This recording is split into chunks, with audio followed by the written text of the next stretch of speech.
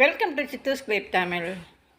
இன்றைக்கி நம்ம உடம்புல வந்து ரத்த சத்து அதிகரிக்கக்கூடிய, அதாவது ஹீமோகுளோபின் ரேட் அதிகரிக்கக்கூடிய வெள்ளாட்டு மண்ணீரல் வறுவல்.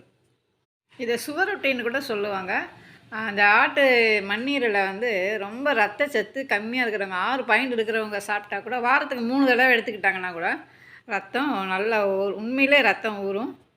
குழந்தை பெற்றவங்க, பிளட் லாஸ் ஆனவங்க, இவங்க எல்லாமே இதை எடுத்துக்கலாம். வாரத்துக்கு ஒரு தடவையாவது எடுத்துக்கலாம். கண்டினியூவாக ஒரு 6 மாதத்துக்கு இதை வந்து வாரத்துக்கு ஒரு தடவை எடுத்துக்கிட்டோம்னாவே நல்ல பலன் கிடைக்கும். அவ்வளோ சிறப்பு இந்த வெள்ளாட்டு மண்ணீரலுக்கு இருக்குது. உள்ளங்கையில் வச்சு பார்த்தா நம்ம ஹியூமன் ஹார்ட் மாதிரியே இருக்குது பாருங்கள். இந்த மண்ணீரலுக்கு வந்து இந்த சுவரொட்டிக்கு வந்து ரொம்ப டிமாண்டு. கடையிலலாம் அதிகம் கிடைக்கிறதே இல்லை. ஒன்று கிடைக்கிறதே பெரிய விஷயமா க்யூவில் நின்று வாங்குறதா இருக்குது எங்கள் சைடு. வாங்கிட்டு வந்தோடனே அதை நல்லா மஞ்சள் போட்டு நல்லா கழுவிட்டு, உப்பு மஞ்சள்லாம் தடவி நல்லா கழுவி எடுத்துகிட்டு, அதுக்கப்புறமா கொஞ்சம் சுடுதண்ணி, கை பொறுக்கிற சூடில் வந்து சுடுதண்ணி வச்சு அதுக்குள்ளே போட்டுட்டு, தோல் உரிக்கிறது கொஞ்சம் ஈஸியாக இருக்கும். அதனால் சுடுதண்ணியில் போட்டு வரும். இல்லைனா உள்ளே ஃபுல்லாக நம்ம ரொம்ப அதை அமுத்தி தோல் எடுக்கும்போது ப்ளட்டெல்லாம் பிச்சுக்கிட்டு வெளியே வந்தாலும் வந்துடும். இப்போ சுடுதண்ணியில் போட்டு தான் நான் வந்து அந்த மேலே இருக்கிற தோல் எல்லாமே உரித்து எடுத்தேன். ரொம்ப கஷ்டமாக இருந்தது. ரொம்ப கவனமாக எடுக்க வேண்டியதாக இருக்குது. இந்த மேல் தோல் மட்டும் எடுத்தால் போதும். 2 தோலும் எடுக்க தேவையில்லை, எடுக்க முடியாது. இந்த ஒரு தோல் மட்டும் மேலே இருக்கிறத மட்டும் கவனமாக கத்தி வச்சு லைட்டாக அப்படியே எடுக்க முடிஞ்சால் எடுத்துடலாம். இல்லைன்னா கையிலேயே அப்படியே நல்லா பிச்செல்லாம் எடுத்துட்டு அதுக்கப்புறம் தான் கட் பண்ணணும். கட் பண்ணும்போது கத்தி பார்த்திங்கன்னா நல்லா ஷார்ப்பு கத்தியாக வச்சுக்கோங்க. இல்லாட்டி மொத்தமான கத்தியாக இருந்துச்சுன்னா கட் பண்ணும்போது அதில் இருக்கிற ரத்தமெல்லாம் வெளியே வந்துடும்.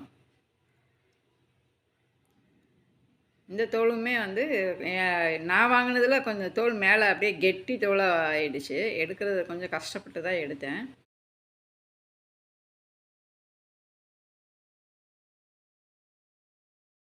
பாருங்கள், இந்த மாதிரி கத்தி வச்சு லைட்டாக அப்படியே கட் பண்ணிக்கிட்டு முழுசும் உரித்து எடுத்துட்டேன். உரித்து எடுத்து அந்த ஷார்ப்பு கத்தியை வச்சு அப்படியே நல்லா கட்டமாக கட் பண்ணிட்டேன்.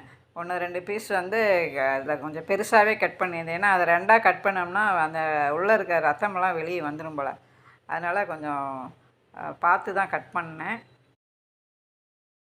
ஒரு வழியாக தோலெல்லாம் எடுத்து நல்லா இந்த மாதிரி கட் பண்ணிட்டு வச்சுக்கிட்டேன். அது வந்து பெரிய பீஸாக தான் போட்டிருக்கேன். ரொம்ப சின்ன பீஸாக போட்டோம்னா ப்ளட்டெல்லாம் வெளியே வந்துடுமோ அப்படின்ட்டு. விறகடுப்பு இருந்தால் இந்த பிரச்சனையே இல்லை. அழகாக சுட்டு சாப்பிட்றலாம். 10 நிமிஷத்தில் வேலையே முடிஞ்சிடும். பாருங்கள், இந்த மாதிரி கட் பண்ணியிருக்கேன். இப்போ செய்ய ஆரம்பிக்கலாம். அது ஃப்ரை பேன் அடுப்பில் வச்சுட்டு அதில் 2 ஸ்பூன் எண்ணெய், நல்லெண்ணெய் ஊற்றினீங்கன்னா நல்லது. 1/4 ஸ்பூன் சோம்பு, ஒரு சின்ன வெங்காயம் பொடியை கட் பண்ணி, ஒரு சின்ன தக்காளி. வெங்காயம் வந்து ரொம்ப வதங்கணுன்னு அவசியம் இல்லை, சுமாராக இப்படி வதங்கினா போதும்.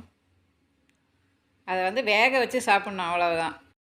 லைட்டாக இஞ்சி பூண்டு கொஞ்சம் தட்டி போடுறதா இருந்தாலும் தட்டி போட்டுக்கலாம். நான் கொஞ்சம் இஞ்சி மட்டும் போட்டிருக்கேன். தக்காளி வெங்காயம் வதங்கினதுக்கப்புறம் ஒரு அரை சிட்டிகை மஞ்சள் தூள், ஒரு அரை சிட்டிகை தனி மிளகாய் தூள். நம்ம காரம் வேணும்னா இதில் எதுக்கு போய் காரம் நிறையா போட்டுட்டு அதாவது சும்மா கொஞ்சமாக போட்டுக்கலாம். இப்போ நம்ம கட் பண்ணி வச்சுருக்கிறேன் சுவரொட்டியை இதில் சேர்த்துக்கலாம். போட்ட உடனேயுமே போட்டு இந்த பக்கம் அந்த பக்கம் கிண்டாமல் கொஞ்சம் நேரம் அப்படியே இருக்கட்டும். சூடு ஏறி அது கொஞ்சம் கெட்டி பதம் வரட்டும். இப்போ தேவையான அளவு உப்பு சேர்த்துக்கிறேன். அப்படியே ஸ்பூன் வச்சு அழுங்காப்பில் அப்படியே திருப்பி விட்டேன். இப்போ கெட்டி பதம் வந்துடுச்சுன்னா கொஞ்சம் உடையாமல் இருக்கும். உள்ளே இருக்கிற அந்த ரத்த சத்து வெளியே வராமல் இருக்கும்.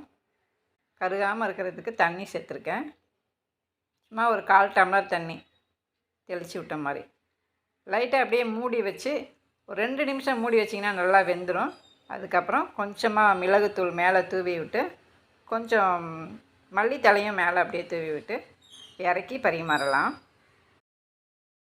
ஒரு சுவரொட்டி வந்து ஒருத்தர் தான் சாப்பிடலாம்.